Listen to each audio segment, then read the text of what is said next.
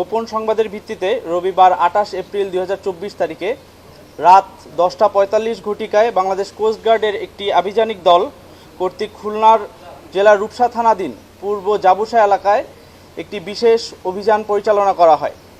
অভিযান চলাকালীন 3 জন মোটরসাইকেল আরোহীর গতিবিধি সন্দেহজনক মনে হলে কোস্টগার্ড আভিযানিক দল কর্তৃক তাদেরকে থামার নির্দেশ প্রদান করা হয়।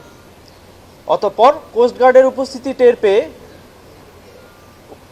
টের পেয়ে মোটরসাইকেল আরোহীগণ দ্রুত এলাকা ত্যাগ করার পরিকল্পনা করে।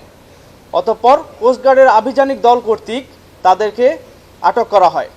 আটককৃত ব্যক্তিবর্গের নিকট থেকে একটি দেশীয় শুটার গান জব্দ করা হয়, যেটি তারা একটি ব্যাগে করে নিয়ে যাচ্ছিল।